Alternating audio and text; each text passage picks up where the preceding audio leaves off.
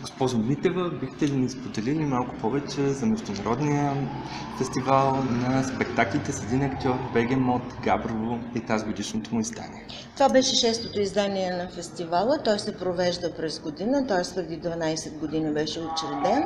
Той е член на ЮНЕСКО, на веригата фестивали на моноспектаклите. Председател на журито тази година беше литовецът Александра Рубинова, с който също е директор на един монофестивал в Каунас в Литва. Другите членове бяха Никола Вандов, театрален критик, и Стайко Мурджев, един от младите надежни режисьори на България. Нарочно бяхме подбрали такова жури, първо разностранно като националности, второ като поколения, трето като професии, така че да бъдат обхванати всички страни на театралния процес. Много сериозна селекция направи Богдана Костуркова.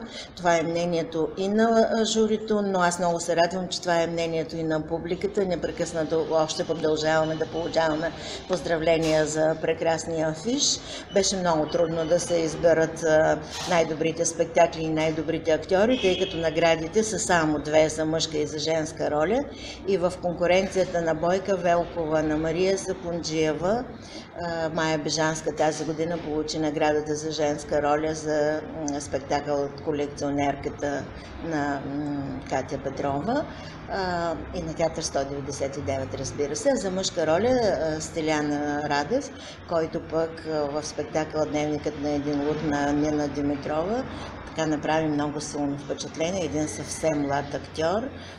Това бяха и най-добрите спектакли всъщност, защото то е неминуемо да е така. Няма как да е много добър актьор, ако режисьора не си е свършил работата в този спектакъл. Те са просто неделими. За първи път имаше и награда на публиката. Тази година я получи Мария Сапунджиева с много малка разлика и я следваше Мая Бежанска, така че тя може да се каже, че е била и любимец на публиката.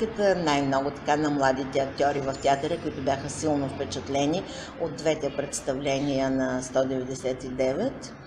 Колекционерката и Дневникът на един луд, който всъщност е спектакъл на театър Кредо в сътрудничество с 199.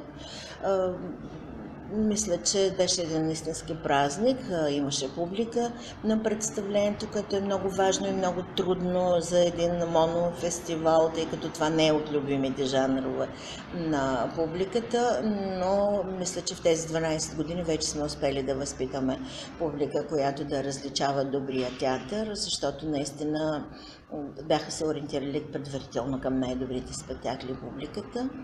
Мисля, че си беше едно прекрасно преживяване.